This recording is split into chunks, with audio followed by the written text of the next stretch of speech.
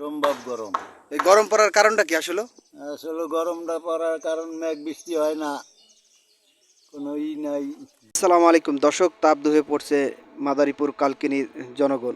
তা শুধু শুধু কালকিনি আর মাদারীপুর না, সারা বাংলাদেশে প্রচুর পরিমাণ রৌদ্রের তাপে মানুষের জীবন অতিষ্ঠ হয়ে গেছে। একটু যদি আপনাদের দেখাই, আমরা যে বয়তিবাড়ি বাস স্ট্যান্ড আছে সেই স্ট্যান্ডের বর্তমান যে অবস্থা আমরা একটু দেখাই আপনাদের। তা হলো বর্তমানে 4টা বাজে, 4টার সময় দেখেন এখন কোনো দোকানপাট খোলে নাই, এত পরিমাণ তাপদহের কারণে যার যার রেস্ট নিতেছেন বাসায়।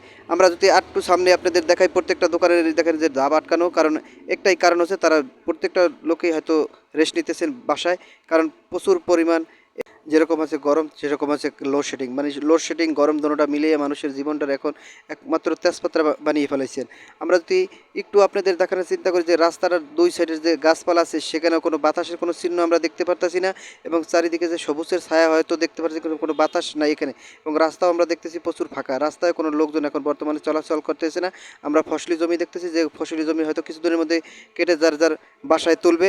আরও আমরা যদি একটু দেখাই আপনাদের, এক ভাই বসে রয়েছে ভ্যানের উপরে, আসে এত পরিমাণ যে তার গরম লেগেছে এবং জামা খুলে বসে রয়েছে। তাকে জিজ্ঞাসা করার পর তিনি বলতেছেন না, কোনো বাতাস নেই, কিছু নেই, কারণ তাকে দেখতেছেন আমরা যে বসে রয়েছে এবং রাস্তায় জামা তার শরীরে নাই, এবং বুঝতে পারতেছেন যে কী পরিমাণ হয়তো গরমটা এখন মানুষের লাগছে। আমরা প্রিয় দর্শক, আপনারা দেখতেছেন যে রাস্তার দুপাশেই ধান এবং ফসলের জমি, এই ফসলের জমি কিছুদিনের মধ্যে হয়তো কেটে যার যার ঘরে তুলবেও। আমরা দেখতেছি যে ফসলের জমি যে চারিদিকে শুধুই পড়ে রয়েছে, আর কিছুদিনের মধ্যেই তা উঠাবে।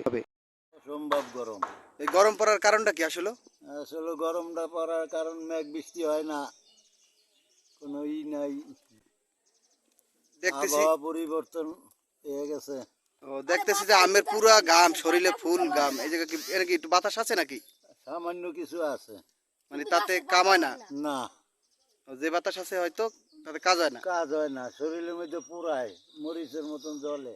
ও, সুপ্রিয় দর্শক, আসলে দেখতেছেন যে আসলে এদিক হয়তো গাছপালা আছে, কিন্তু আসলে মূলত এই জায়গায় বাতাস নাই, ঠান্ডা নাই কোনো। ঠান্ডা নাই না, না, মানে এই শরীরের ভিতর মানে আগুন জ্বালাই দিছে দাহ, আহ, শরীরে বিচিটা ভরে গেছে। সুপ্রিয় দর্শক, মনির খানের একটি গান ছিল, আমার শীতানে দুঃখ আমার পৈতানে দুঃখ। সেরকম এই অবস্থা, কোনো জায়গায় বাতাসের কোনো ছোঁয়া মিলতেছে না, বাতাসের কোনো দেখা মিলতেছে না।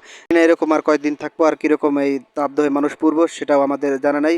অবশ্যই ভালো থাকেন, সবার সুস্থ কামনা করি, এবং আমাদের এই পেজটা অবশ্যই ফলো দিয়ে রাখবেন যারা নতুন আছেন। যারা পেজটা ফলো দিয়ে আমাদের সাথে আছেন সবাইকে ধন্যবাদ। সবাই সুখ শান্তি ও কামনা করি। আল্লাহ হাফেজ, সবাই ভালো থাকেন।